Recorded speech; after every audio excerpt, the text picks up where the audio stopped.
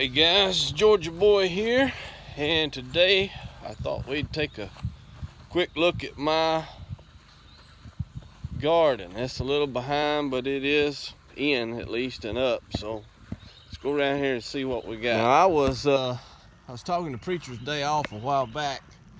We weren't even gonna have a garden this year.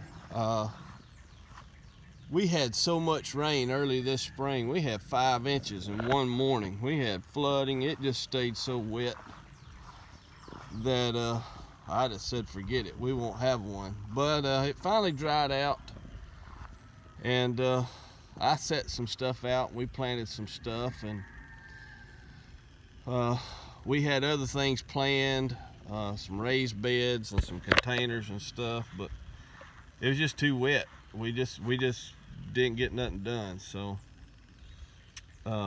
this year my garden is kinda along the same lines of the old story of the hungry man who went to a hungry town.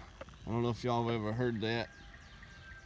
He shows up in town, nobody's really got nothing to eat. The town is hungry, he's hungry, but he tells them he has a magic stone and he can make stone soup if somebody will just get him a kettle of water and a fire. And so they get the water and the fire, and he gets her boiling and throws in his stone, and he begins to sample it, and he says, you know, that'd be good if we just had a carrot. And somebody speaks up and says, hey, I've got a couple old carrots, that's all I got.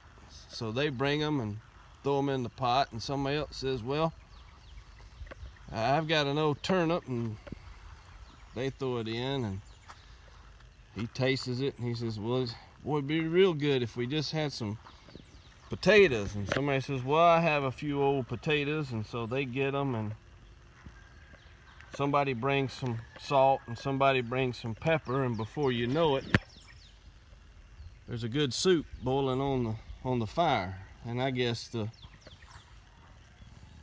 moral of the story is you can do more together sometimes than you can by yourself if you'll pitch in and share and cooperate. And together you can get through hard times. So that's kind of the story of this garden this year, since we weren't going to have one. And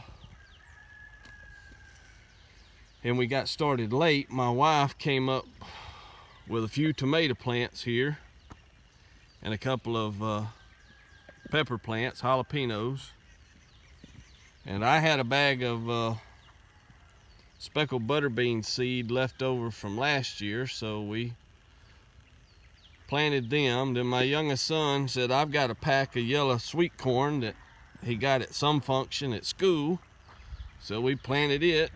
And then I had the loofah seeds, the loofah gourd seeds from Missouri Old Timer, and we planted them, and they come up. So everybody threw in a little bit, and we got a garden, or something like a garden.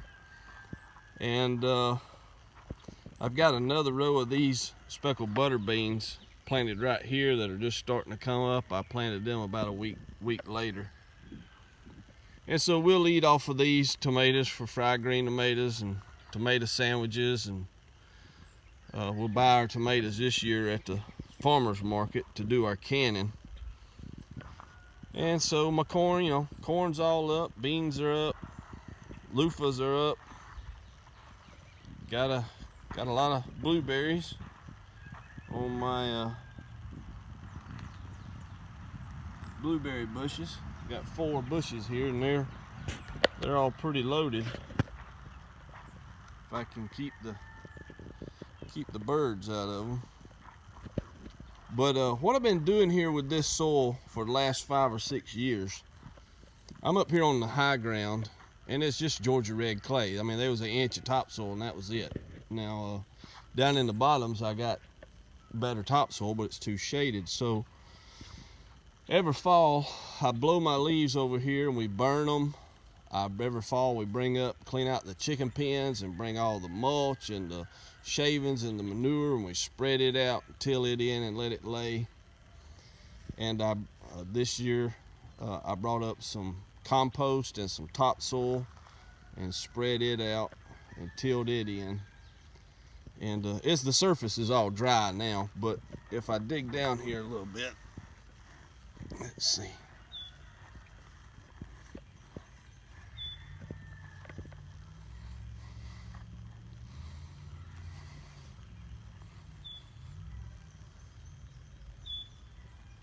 See the dirt, it's getting a lot better than it was.